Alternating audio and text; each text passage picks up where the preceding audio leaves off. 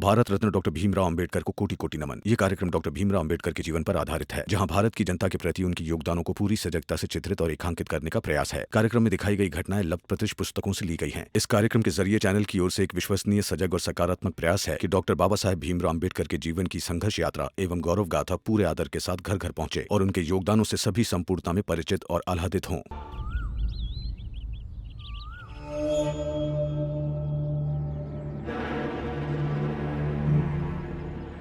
क्या हुआ आई? परेशान क्यों है? और ऐसे सुबह सुबह किस सोच में पड़ी है आप? सब गए हैं अखबार बांटने। हाँ तो ठीक है, आ जाएंगे बांट के, इसमें कौन सी बड़ी बात है? चिंता इस बात की है करुणा कि अगर अखबार बिकने लगा तो वो भीम पैसे कमाने लगेगा, बड़े हो जाएंगे दोनों और फिर तो हमारी बात और नहीं सुनेंगे। आदमी के पास पैसा आने लगता है ना, तो उसकी बात सबको सही लगने लगती है। फिर जो लोग अभी भीम के बातों को बकवास मान रहे हैं, वही लोग उसकी बात मानने लगेंगे। फिर हम अकेले हो जाएंगे। लेकिन हम कुछ कर भी तो नहीं सकते हैं। हाँ, आज अगर अखबार बांटते बांटते रमा देर से कारखाने आई तो निकाल दूंगी उसे कारखाने से। अरे एक जगह से निकलेगी तो थोड़े तो कमजोर होंगे ना वो। नहीं रे करुणा,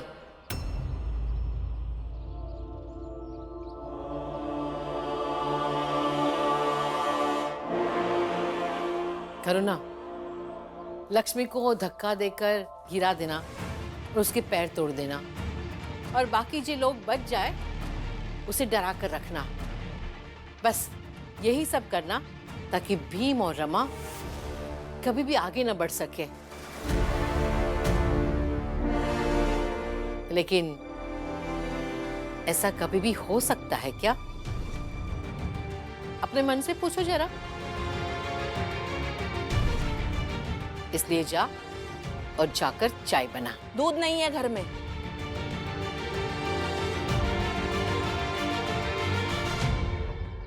देखो, दूध भी आ गया।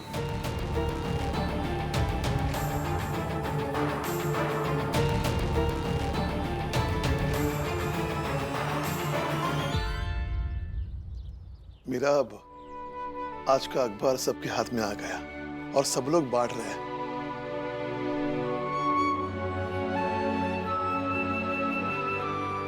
आखिरकार हमारे भीम ने अखबार छापने का सपना पूरा कर दिखाया।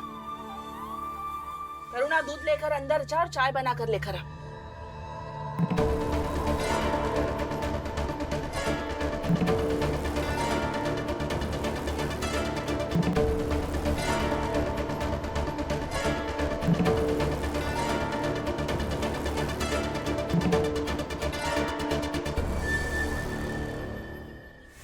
मेघनाथ जी, आज तो भीम और उसके आदमी हमारे जागने से पहले ही अखबार बांटने निकल गए।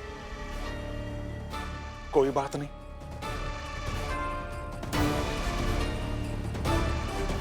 मगर उसका अखबार लेखा कौन?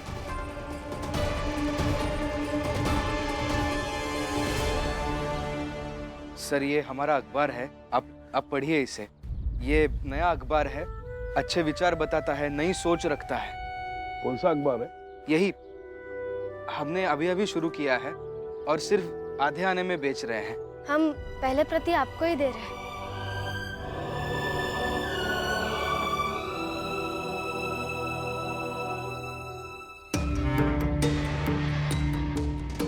वैसे कौन से बिरादरी के आप? मैंने पूछा कौन सी बिरादरी के है?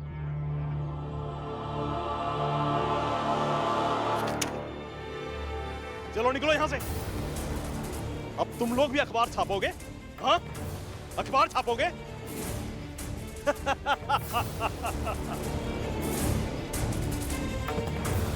बड़े निकले अखबार बांटने, अखबार छापेंगे। मैं बोल रहा हूं ना, निकलो यहां से, हटो। अखबार लेके निकले हैं, अखबार छापेंगे।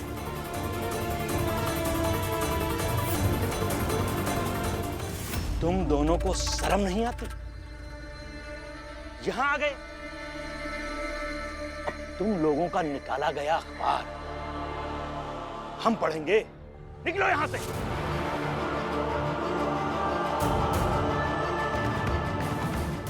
हम तो आपकी बिरादरी से ही है, तो अखबार लीजिए, पढ़िए, अच्छा लगेगा। अब तो तुम छोटी बिरादरी के लोगों से मिल गए, तो तुम तो हमारे खिलाफ हो ना, इसलिए निकल लो। देखिए, आप तो पहले से मेरे अखबार पढ़ते आए हैं, अब ये पढ़िए। अरे सेठ जी, जिस अखबार के छपते ही आप मालिक से नौकर हो गए, वो अखबार में भला क्या ही अच्छा होगा, इसलिए जाइए। ये लीजिए साहब।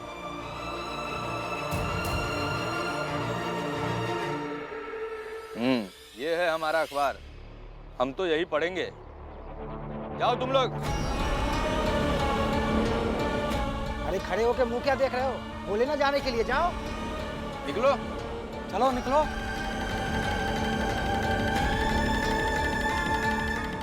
वैसे बताई नहीं आपने कौन सी बिरादरी की है? अखबार की कोई बिरादरी थोड़ी होती है सर, तो क्या फर्क पड़ता है किसने छापा है? आप पढ़िए तो सही। अच्छा, समझ गया तुम्हारी बिरादरी।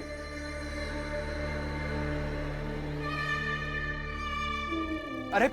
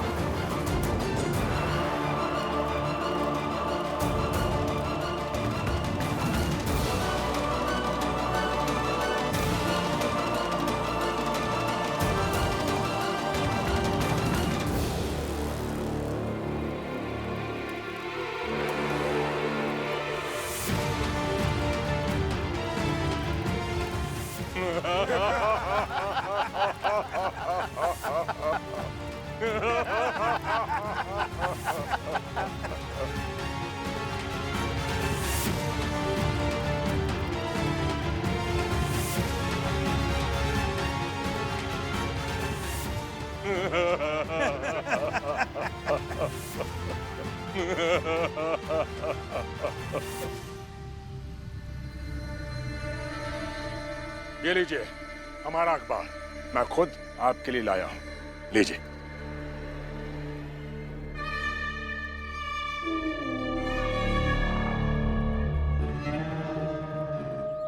क्या भीमराव?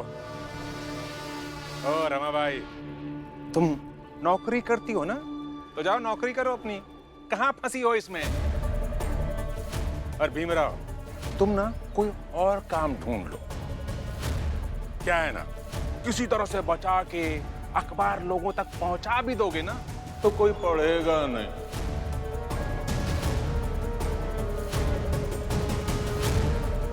जानते हो क्यों? क्योंकि मैंने आज के अपने अखबार में एक खबर छपवा दी है कि ये जो नया नया अखबार आया है ना बाजार में, इसे छपवाने वाला व्यक्ति एक छोटी बिरादरी का है।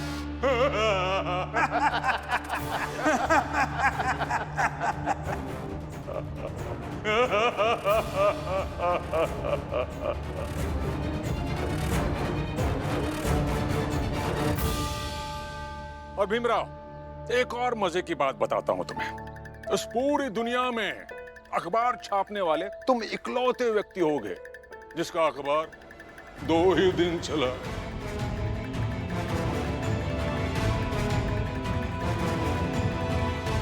पहले दिन छपा तो लोगों तक पहुंचा नहीं, और दूसरे दिन पहुंचा तो किसी ने पढ़ा ही नहीं।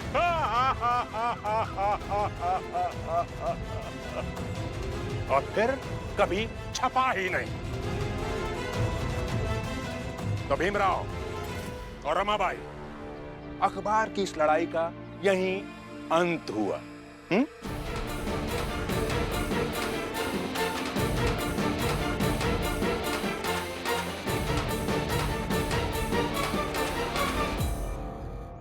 मेघनाथ जी, इस पूरी दुनिया में क्या, कब, कहाँ, कैसे होता है, इसका हिसाब मैं नहीं रखता हूँ, रख भी नहीं पाऊंगा। लेकिन हाँ, इस बात का हिसाब मैं जरूर रखता हूँ कि हमारी मेहनत पानी में ना जाए।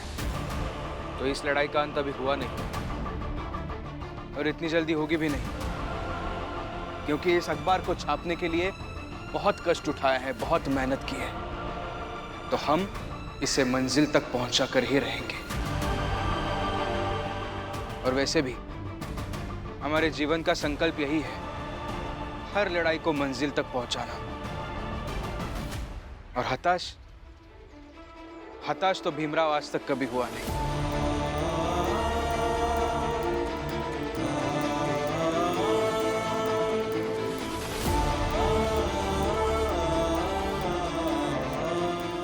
और ना ही रमा हुई है। और आज नहीं बिका तो क्या हुआ, कल बिकेगा।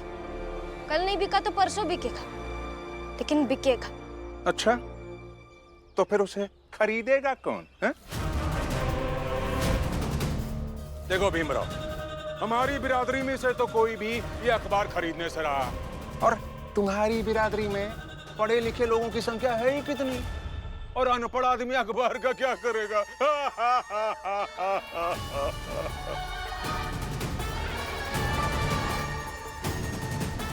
हर चीज में इतना दिमाग लगाते हो, सोचते हो, इतनी सी बात नहीं सोची तुमने?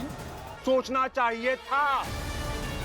और हमारे बिरादरी का कोई अखबार लेना भी चाहेगा तो हम लेने नहीं देंगे, और कुल मिला के तुम्हारा ये धंधा बंद हो जाएगा।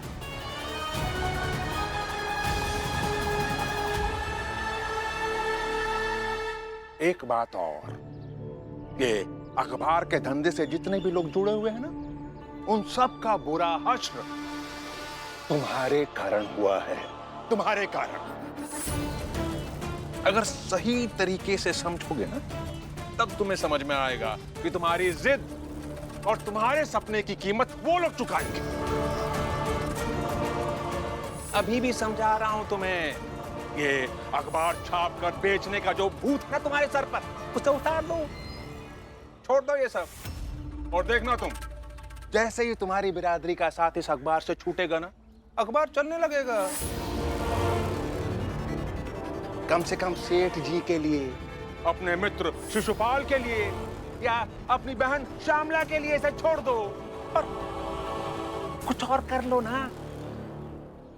सही कह रहे हैं आप मेघनाथ जी, मुझे कुछ और करना होगा।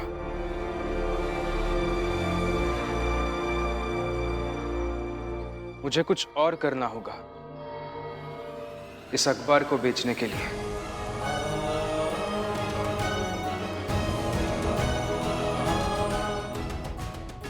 मतलब सुधरोगे नहीं तुम, किसी ना किसी की जिंदगी बर्बाद करके ही आओगे। मैंने अभी अभी बताया ना आपको, पूरी दुनिया में क्या हो रहा है उससे मुझे कोई मतलब नहीं है। लेकिन अब मैं सिर्फ इसके बारे में सोचूंगा कि हमारा ये अखबार कैसे बिकेगा। कैसे बिकेगा? हा? कल कैसे बिक जाएगा? ऐसे ही हवा में बोल दिया तुमने, कुछ भी, कल बिक जाएगा। कैसे बिकेगा वो सोच लेंगे,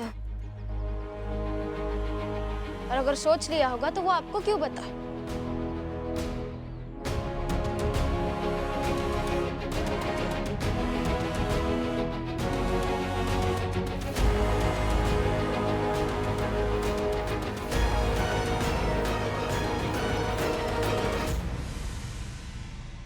ऐसे कैसे बोल दिया इसने कि कल से अखबार बिकेगा?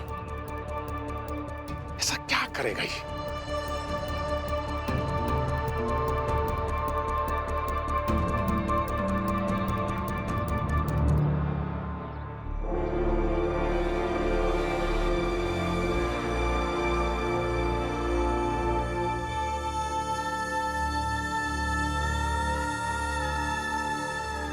हम शायद जो कर ले, लेकिन अखबार नहीं बिकेगा। सब लेंगे ही नहीं अखबार। ऐसा लग रहा है जैसे हम सब ने गलती कर दी हो। हाँ, मुझे भी लगता है गलती ये हो गई कि हमारे अखबार के धंधे में ऊंची बिरादरी के लोग पहले से हैं, और उनके रहते वो लोग वैसे भी कुछ नहीं करने देंगे। जातिगत घृणा के साथ अखबार के धंधे के नुकसान का भी डर। नुकसान का डर क्यों? फायदे की उम्मीद क्यों नहीं? हाँ?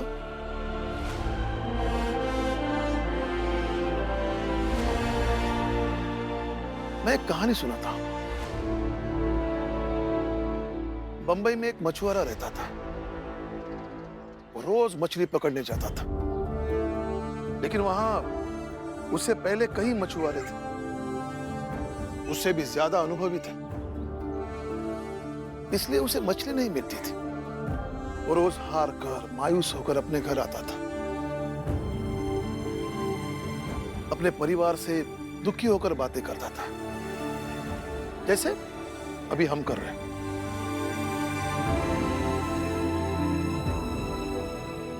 फिर एक दिन तूफान आया, भयंकर तूफान। किसी को आगे बढ़ने की हिम्मत नहीं हुई और ना ही मछली पकड़ने की। लेकिन वो मछुआरा मछली पकड़ने घर से अकेला निकला।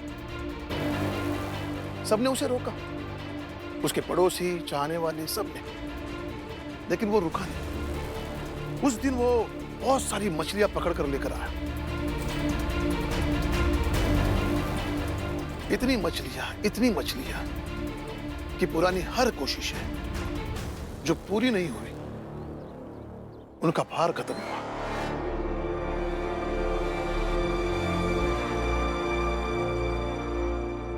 और पता है वो मछुआरा कहाँ रहता है?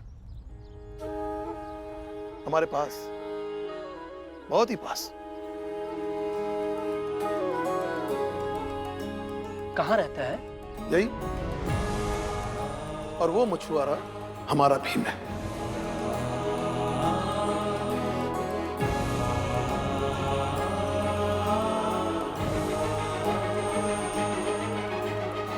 बस उसकी तरह कोशिश करते रहो।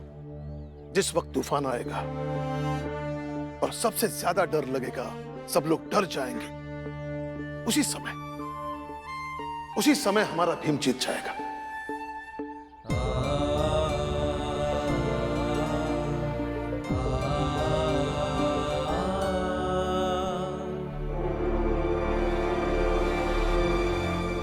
हमारा अखबार आज नहीं बिका तो क्या हुआ, कल बिकेगा, परसों बिकेगा, लेकिन बिकेगा जरूर। परसों नहीं, कल ही बिकेगा। ये चुनौती देकर आए मेघनाथ जी को।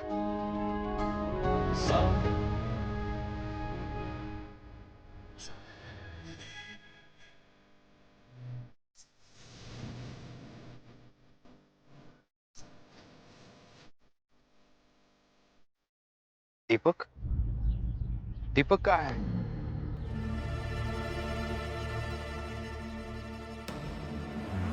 अखबार ले लीजिए। अखबार ले लीजिए। अखबार ले लीजिए। अखबार ले लीजिए। अखबार ले लीजिए। रुकिए रुकिए, अखबार ले लीजिए। इधर आ।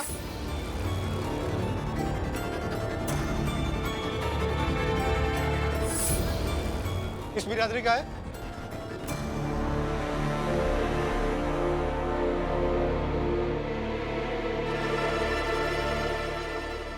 पता नहीं कहाँ चला गया। कहीं वो अखबार बेचने के नाम पर ऊंची बिरादरी के लोगों से उलझ ना जाए।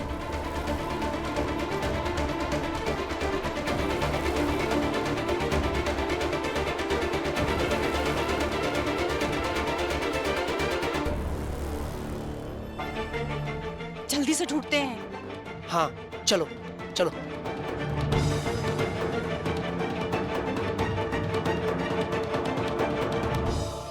अरे बोलो, किस बिरादरी से हो? लगता है छोटी बिरादरी के हो। मतलब कोई आपको बताएगा नहीं कि वो किस बिरादरी का है, तो आपको लगता है कि वो छोटी बिरादरी का है। मैं आप ही की बिरादरी का हूँ, मेघनाथ जी के घर के बगल में रहता हूँ, और ये अखबार भी छपाए मेघनाथ जी की मदद से ही। और फिर आप ही लोग अखबार लेकर मदद नहीं करोगे तो कौन करेगा? ठीक है, तो दो